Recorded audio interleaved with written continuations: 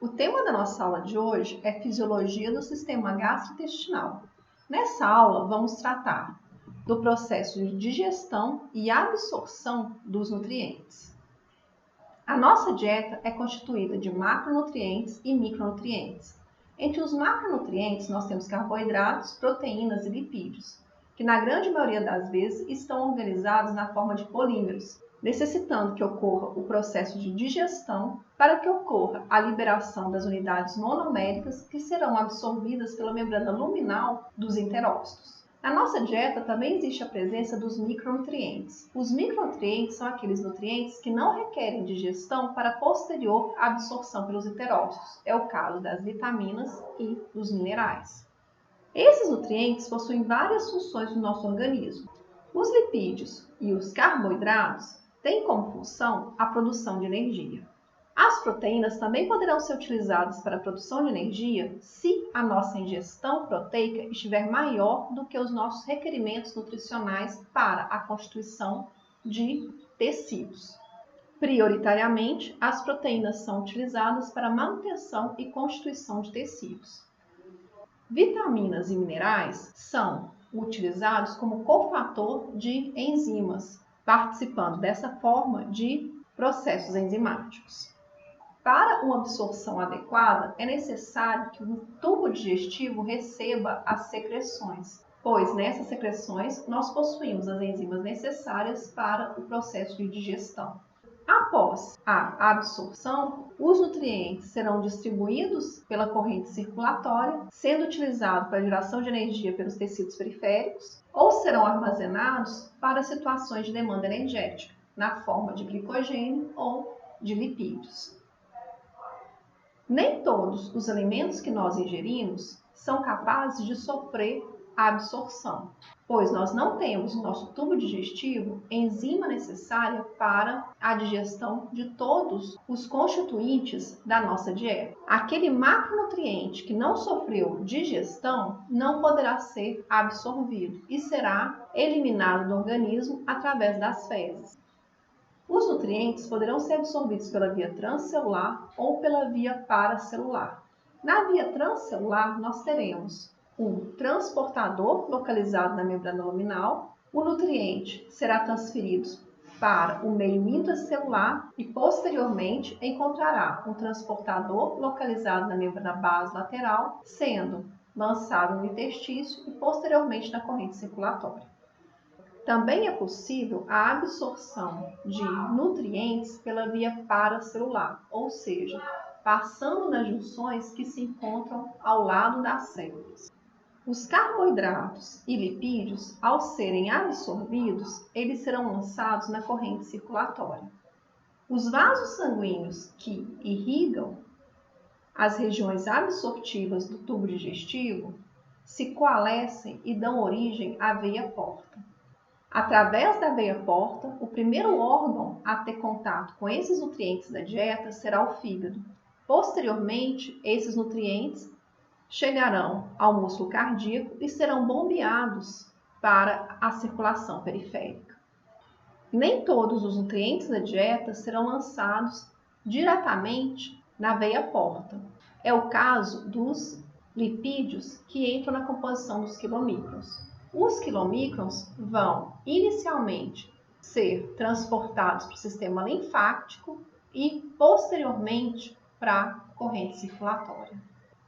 Os aminoácidos, os monossacarídeos e os ácidos graxos de cadeia curta, ao serem absorvidos, serão lançados na corrente circulatória, sendo direcionados ao fígado pela veia porta e posteriormente para a circulação periférica pelo bombeamento cardíaco. No entanto, os quilomicrons, que são lipoproteínas que contêm os lipídios provenientes da dieta, serão absorvidos e atingirão o sistema linfático. Posteriormente, esses quilomicrons que se encontram no sistema linfático vão desaguar na corrente circulatória na altura da veia subclávia esquerda. Assim, os lipídios atingem primeiro o sistema linfático para posteriormente serem lançados na corrente circulatória. 80% dos solutos e água são absorvidos no intestino delgado. A mucosa do intestino delgado possui as vilosidades. A presença das vilosidades aumenta a superfície de contato do intestino delgado com os nutrientes, aumentando a capacidade absortiva do intestino delgado. Aqui nós podemos observar as vilosidades. Aqui nós também temos a presença de uma vilosidade, um aumento maior, e formando as vilosidades, nós temos os enterócitos. A membrana luminal dos enterócitos contém as microvilosidades. A presença das microvilosidades também são importantes para aumentar a superfície de contato do tubo digestivo com o nutriente, aumentando assim a capacidade absortiva do intestino delgado.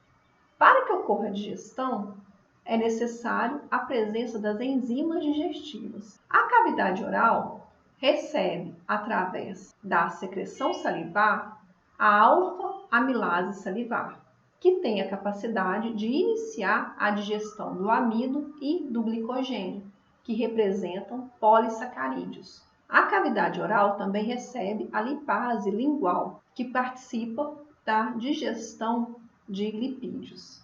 No estômago, as células principais sintetizam pepsinogênio, que, encontrando o pH ácido do estômago, é convertido em pepsina. Pepsina é a forma ativa da enzima capaz de iniciar a digestão das proteínas. No estômago também ocorre a liberação da lipase gástrica, que participa da digestão de lipídios. A principal região digestiva e absortiva é o duodeno, pois o duodeno recebe, através dos sucos pancreáticos, as enzimas responsáveis pela digestão de todos os macronutrientes. O suco pancreático libera para o duodeno a amilase na sua forma ativa. Essa enzima é responsável pela digestão do amido e do glicogênio. O suco pancreático também libera, na forma ativa, as enzimas responsáveis pela digestão dos lipídios, entre elas a lipase pancreática e colesterol esterase. E libera na forma inativa as enzimas responsáveis pela digestão de proteínas. No suco pancreático existe a presença de tripsinogênio, quimiotripsinogênio, procarboxipeptidase e proelastase, que são proteases na forma inativa. Essas enzimas se tornarão ativas após a sua liberação no duodeno. Na borda escova do intestino delgado, nós também temos presenças de enzimas que irão finalizar o processo digestivo, como as disacaridases e dipeptidases. O processo digestivo refere-se a uma hidrólise. A enzima digestiva tem capacidade de hidrolisar a ligação covalente que une as unidades monoméricas. Por exemplo, no caso das proteínas, a protease com a pepsina terá a capacidade de hidrolisar a ligação peptídica. Essa reação acontece com o consumo de água, portanto, é uma hidrólise. A digestão dos polissacarídeos, assim como dos triacilgliceróis, também ocorre com o consumo de uma molécula de água. Ou seja, a digestão dos carboidratos, lipídios e proteínas ocorrerão através de uma hidrólise. Inicialmente, vamos falar do processo de digestão e absorção dos carboidratos. O amido e o glicogênio são polímeros cuja unidade monomérica é a molécula de glicose. A molécula de glicose, quando em meio aquoso, ela forma essa estrutura cíclica. O carbono número 1 dessa glicose possui uma hidroxila que sofre muta-rotação, ou seja, essa hidroxila ora está para baixo, ora está para cima. Essa característica da hidroxila do carbono 1 confere a denominação de carbono anomérico a esse carbono número 1. Quando a hidroxila está para baixo e ocorre a formação de uma ligação covalente de uma molécula de glicose com outra molécula de glicose, essa ligação covalente é denominada ligação do tipo alfa. Como nós estamos unindo duas moléculas de glicose, essa ligação é uma ligação glicosídica. Portanto, essa ligação é uma ligação glicosídica do tipo alfa. A amilase salivar vai ser capaz de hidrolisar a ligação do tipo alfa presente na molécula de amido e na molécula de glicogênio. Portanto, a amilase presente na cavidade oral e a amilase liberada pelo pâncreas é denominada alfa-amilase. A nomenclatura alfa na enzima se refere à ligação que essa enzima é capaz de hidrolisar. Embora a celulose também seja um carboidrato, nós não possuímos no nosso sistema digestivo enzima capaz de hidrolisar a celulose. Por quê? Na celulose, as moléculas de glicose estão unidas pela ligação do tipo beta, ou seja, a hidroxila estava para cima quando houve a formação da ligação covalente. No nosso tubo digestivo, nós não possuímos enzima capaz de hidrolisar a ligação do tipo beta entre as moléculas de glicose. Por esse motivo, nós não temos capacidade de digerir a celulose. Na cadeia linear do amido e do glicogênio, nós temos a ligação do tipo alfa 1,4. Aqui nós temos a cadeia linear do glicogênio ou do amido. Essa cadeia linear é formada por várias moléculas de glicose unidas entre si pela ligação glicosídica alfa 1,4. E nós temos pontos de ramificação que é dada pela ligação glicosídica que une o carbono 1 com o carbono 6, também uma ligação do tipo alfa. O número de ramificações na molécula de glicogênio é superior ao número de ramificações do amido. Assim, a diferença entre o amido e o glicogênio é que o glicogênio, por possuir um número maior de ramificações, possui em sua composição um número maior de moléculas de glicose.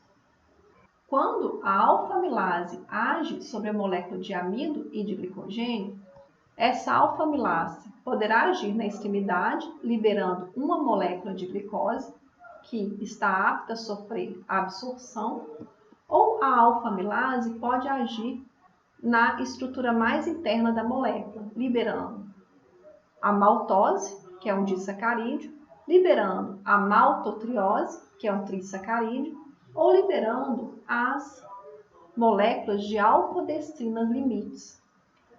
Na molécula alfa-destrina limite, observe que nós temos o ponto de ramificação alfa 1,6. Esses produtos gerados terão a sua digestão finalizada na borda e escova do intestino delgado, pois na borda e escova do intestino delgado nós temos a maltase, que é capaz de quebrar a ligação alfa 1,4 entre as moléculas de glicose desse disacarídeo, e nós temos também a alfa-destrinase, que tem capacidade de hidrolisar a ligação alfa 1,6 da molécula de alfa-destrina limite. Assim, os polímeros de glicose, amido e glicogênio, por ação da amilase, levam à formação de disacarídeos, como a maltase, ou na nossa dieta nós podemos ingerir sacarose e lactose, que são disacarídeos. A digestão dos disacarídeos ocorre na borda e escova do intestino delgado. Porque na borda e escova do intestino delgado nós temos a presença da maltase, que hidrolisa a ligação entre as duas moléculas de glicose. Nós temos a sacarase, que hidrolisa a ligação da sacarose, liberando uma molécula de glicose e uma molécula de frutose. E nós temos a lactase, que age sobre a lactose, liberando uma molécula de glicose e uma molécula de galactose. Essas unidades monoméricas estão aptas a sofrer a absorção. Na membrana apical do tubo digestivo, nós temos a presença do transportador sódio-glicose, que é capaz de promover a absorção de glicose acoplada ao gradiente de sódio ou a absorção da galactose acoplada ao gradiente de sódio. Essa forma de transporte é um transporte ativo secundário, pois o sódio não pode se acumular dentro da célula, sendo removido do meio intracelular pela bomba sódio-potássio TPase. A glicose e a galactose que entraram na célula sairão pela membrana basolateral através de difusão facilitada, tendo a proteína GLUT2 como responsáveis pelo transporte de glicose ou de galactose para a corrente sanguínea. A frutose é absorvida por difusão facilitada, tendo o GLUT5 como responsável pelo seu transporte para o meio intracelular. Posteriormente, a frutose também será lançada na corrente sanguínea por difusão facilitada, também pelo GLUT2.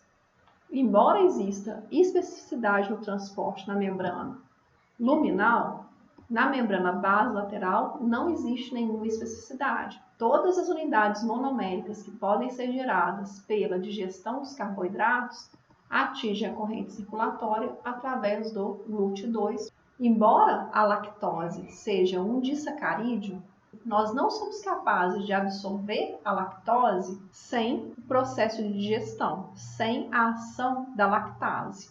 Prova disso é a presença da intolerância à lactose. Na intolerância à lactose, os indivíduos não possuem a enzima lactase ou a possuem em quantidade insuficiente. Dessa forma, a lactose não irá sofrer digestão, se acumulando no lúmen do intestino delgado. Essa lactose que se acumula no intestino delgado irá atrair água para o lúmen do intestino delgado. Esse acúmulo de líquido no intestino delgado irá promover uma distensão da parede do intestino delgado, estimulando as ondas peristálticas no intestino delgado, levando a um quadro de diarreia osmótica. Então, a principal queixa dos pacientes que apresentam intolerância à lactose é o quadro de diarreia osmótica. Falaremos agora da digestão e absorção das proteínas. A digestão das proteínas inicia-se no estômago. O estômago possui as células principais que são capazes de sintetizar e secretar para o lúmen o pepsinogênio. Esse pepsinogênio, em pH ácido, é convertido a pepsina. Pepsina inicia a digestão das proteínas, liberando aminoácidos e liberando oligopeptídeos. No intestino delgado, a digestão de proteínas vai continuar. O intestino delgado recebe do pâncreas o tripsinogênio, quimiotripsinogênio, proelastase, procarboxipeptidase A e procarboxipeptidase B. Todas essas enzimas foram liberadas na luz do intestino delgado na sua forma inativa, como um mecanismo de proteção do próprio pâncreas, para evitar um quadro de autodigestão pancreática, ou seja, para evitar que essas enzimas hidrolisem as proteínas presentes no pâncreas. Uma vez que o pepsinogênio está no duodeno, ele encontra na borda da escova do intestino delgado uma enzima chamada de enteroquinase. A enteroquinase promove uma clivagem na molécula de tripsinogênio, produzindo tripsina.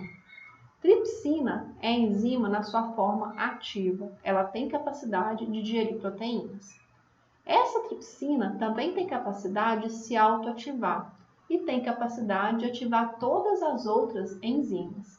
Assim, uma vez que a tripsina foi formada, mais tripsinogênio será convertido a tripsina, quimiotripsinogênio será convertido a quimiotripsina, proelastase será convertido em elastase, procarboxipeptidase A é convertido em carboxipeptidase A, procarboxipeptidase B é convertida em carboxipeptidase B. Essas enzimas agora são as proteases na forma ativa e vão agir hidrolisando as proteínas. Quando nós falamos da digestão de amido e glicogênio, havia a presença de uma enzima, que era a alfa-amilase, que pode ser produzida pelas glândulas salivares ou pode ser produzida pelo pâncreas. Por que nós necessitamos de um número tão elevado de proteases para a digestão das proteínas? O motivo é que as proteínas são constituídas de aminoácidos e nós possuímos 20 aminoácidos diferentes. Assim, o sítio ativo de cada uma dessas proteínas terá a capacidade de reconhecer um determinado aminoácido para hidrolisar a ligação peptídica.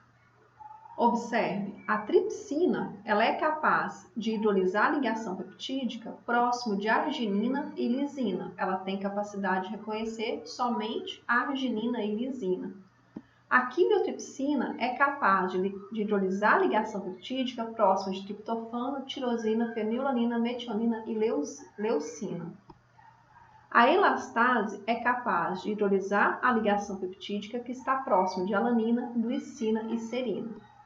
Carboxipeptidase A reconhece a alanina, isoleucina, leucina e valina que está próxima da ligação carboxila. A carboxipeptidase B reconhece a arginina e lisina que está próxima da carboxila terminal. Assim, devido à presença dos diferentes tipos de aminoácidos que constituem as proteínas, nós necessitamos de várias enzimas para digerir proteínas. A partir do momento que essas enzimas vão agindo sobre as proteínas, ocorre a formação de aminoácidos, de di e tripeptídeos, de oligopeptídeos. Os oligopeptídeos são aqueles peptídeos que contêm até 12 aminoácidos ligados entre si. Os oligopeptídeos irão encontrar peptidases localizadas na borda e escova do intestino delgado, continuando, portanto, a digestão das proteínas, levando à liberação de mais aminoácidos de mais di e tripeptídeos. Os aminoácidos, os di e tripeptídeos, poderão ser absorvidos pela membrana luminal. Os aminoácidos são absorvidos por cotransporte com sódio, o que representa uma forma de transporte ativo secundário, pois, após atingir o meio intracelular, o sódio será removido da célula pela membrana base-lateral pela bomba sódio-potássio-TPase. Os aminoácidos, por sua vez, irão sair da célula pela membrana base-lateral por difusão facilitada. Os di e tripeptídeos também podem ser absorvidos pela membrana luminal.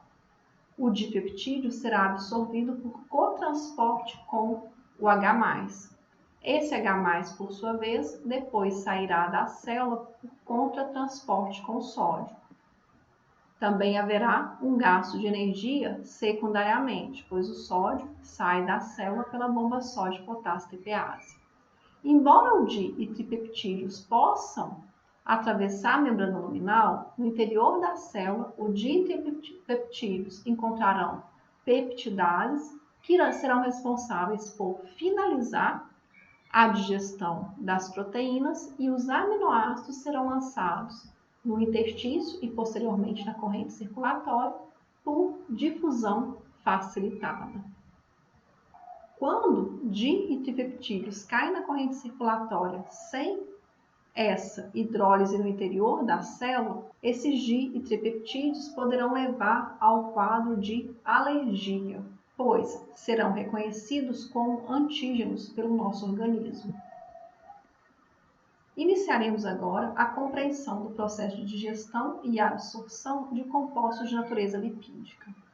Para a digestão de lipídios, além do suco pancreático, é necessário que o duodeno receba também a secreção biliar, pois a secreção biliar contém os sais biliares. A regulação da liberação dos sais biliares no duodeno ocorre por ação de um hormônio, que é a colecistocinina. Colecistocinina é liberada pela célula I, que é um tipo celular do duodeno.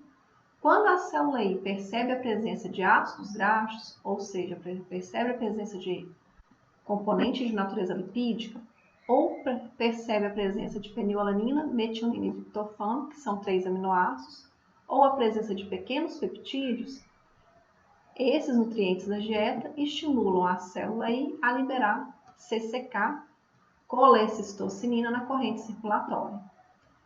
Colecistocinina encontra receptores na vesícula biliar e encontra receptores no esfíncter de Oddi. Este hormônio vai promover a contração da vesícula biliar e o relaxamento do esfíncter de Oddi, promovendo a ejeção da bile no duodeno. Os sais biliares são um componente da bile.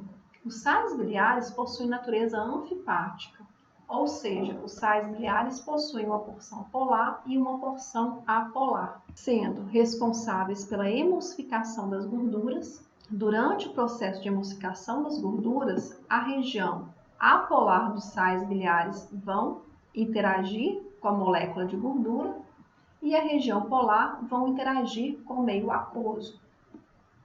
Assim, ocorrerá um aumento da superfície de contato dessas gotículas lipídicas, aumentando a superfície de contato para a ação das enzimas. A lipase pancreática é a enzima responsável pela digestão do triacilglicerol, que foi emulsificado pelos sais biliares.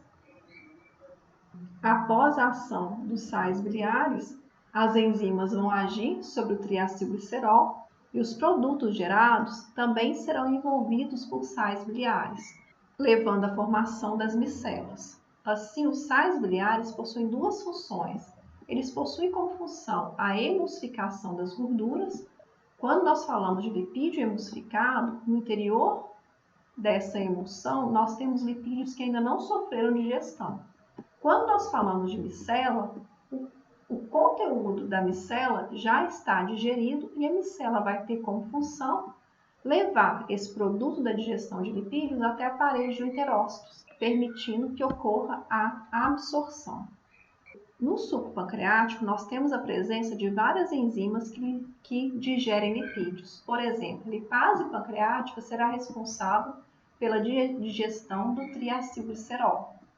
A lipase pancreática vai agir no carbono 1 e no carbono linha, liberando duas moléculas de ácido graxo e liberando o 2-monoacilglicerol, ou seja, existe uma molécula de ácido graxo ligada ao carbono 2 da estrutura de glicerol.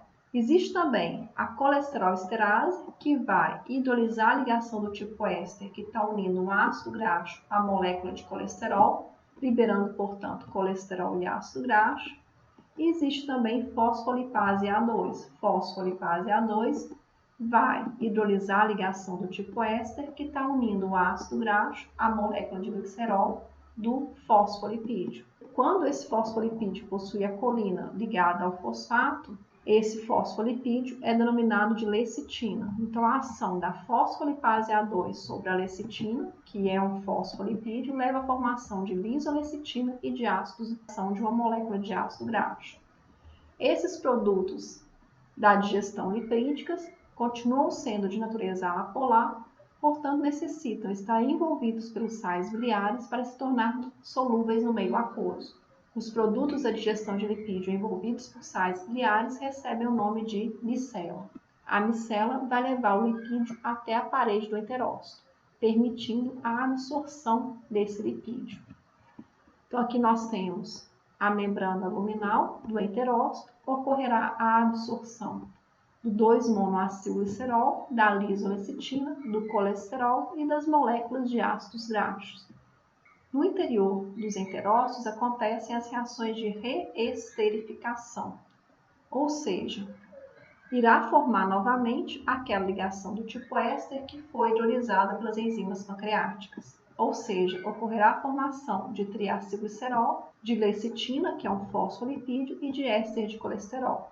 Esses lipídios sintetizados vão se associar a proteínas, levando à formação de uma lipoproteína. A lipoproteína, que é formada no interior do enterócito, recebe o nome de quilomicron. O quilomicron sofre exocitose e será liberado no sistema linfático. Então, aqui nós temos a gordura ingerida. Essa gordura foi emulsificada pelos sais biliares. A emulsificação aumentou a superfície de contato para a ação das enzimas. Houve a digestão, ocorreu a formação de micela. O produto que está dentro da micela sofre a absorção. Dentro do enterócito ocorre reesterificação. Os lipídios reesterificados no interior do enterócito levam à formação do quilomicron. Quilomicron cai no sistema linfático devido ao seu tamanho. Do sistema linfático, o quilomicron vai cair na corrente circulatória na altura da veia subclave esquerda. Os sais biliares vão continuar na luz do intestino delgado até atingir o íleo. 90% dos sais biliares são reabsorvidos na região do íleo. Esse sal biliar volta para o fígado e será posteriormente utilizado no próximo processo digestivo. Ou seja, ocorre uma recirculação enterohepática de sais biliares, ou ocorre uma reciclagem enterohepática de sais biliares. Os quilomicrons presentes na corrente circulatória sofrem a ação da lipase lipoproteica, que remove ácido graxo e glicerol desse quilomicron, os quais podem ser armazenados no tecido adiposo ou utilizados para a geração de energia. Quando a lipase lipoproteica age sobre o quilomicron, ocorre a formação do quilomicron remanescente. Quilomicron remanescente encontra receptores no fígado, que será responsável por remover esse quilomicron da corrente circulatória. O fígado também remove da corrente circulatória a lipoproteína de alta densidade, a HDL, e o fígado tem capacidade de liberar da corrente circulatória a VLDL, que não está representada nessa figura. A VLDL sofre a ação da lipase lipoproteica e é convertida em LDL. LDL fornece colesterol para os tecidos periféricos. Essa parte da matéria se refere ao metabolismo das lipoproteínas e será vista provavelmente nas aulas de bioquímica. O colesterol pode entrar na composição da VLDL, lipoproteína de muito baixa densidade, que é secretada pelo fígado, ou o colesterol pode ser utilizado para a síntese de sais biliares, que serão utilizados no processo digestivo. Além da absorção das unidades monoméricas provenientes dos macronutrientes, o tubo digestivo também é responsável pela absorção das vitaminas.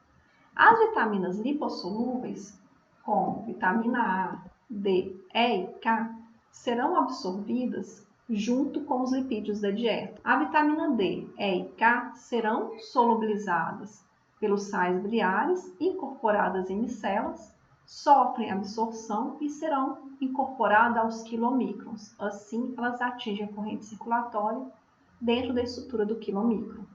A vitamina A independe dos sais biliares para se tornar solúvel na luz do intestino delgado. No entanto, ela também será absorvida e incorporada nos quilomicrons. As vitaminas hidrossolúveis, como vitamina B1, vitamina B2, B6, B12, vitamina C, biotina, ácido fólico e ácido pantotênico, na maioria dos casos são absorvidas por cotransporte com sódio no intestino delgado. A absorção de vitamina B12 requer a presença de fator intrínseco, que é produzido pelas células do estômago. A vitamina B12 é a cobalamina.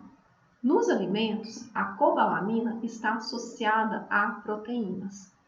No estômago, ocorre a liberação da cobalamina de outras proteínas. O estômago possui tipos celulares capazes de liberar o fator intrínseco e capaz de liberar uma proteína denominada aptocorina. A cobalamina, ela tem uma maior afinidade pela aptocorina do que pelo fator intrínseco. Assim, ela preferencialmente vai se associar com a aptocorina. Ao chegar no duodeno, a cobalamina vai desassociar da aptocorina e vai se associar ao fator intrínseco. A associação da cobalamina ao fator intrínseco é fundamental para que essa vitamina seja absorvida. Vitamina B12 ou cobalamina associada ao fator intrínseco, ao chegar no íleo, irá sofrer a absorção. No interior do enterócito, a cobalamina ou a vitamina B12 vai se associar à transcobalamina, sendo dessa forma transportada na corrente sanguínea. A deficiência de vitamina B12 é conhecida como anemia perniciosa ou anemia megaloblástica, pois as hemácias ficam maiores. O indivíduo pode apresentar anemia megaloblástica ou por uma deficiência de vitamina B12 ou por uma deficiência de fator intrínseco.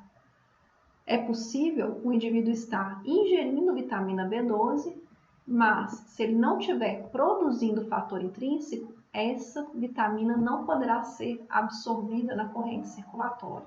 Vitamina B12 é amplamente encontrada em produtos de origem animal, como leite e carnes. Assim, Muitas vezes é necessário a suplementação de vitamina B12 em indivíduos que são vegetarianos restritos, ou seja, que não ingerem nenhum tipo de alimento de origem animal. Essa é a nossa referência, capítulo 62, do livro de Fisiologia da Margarida de Mello Aires.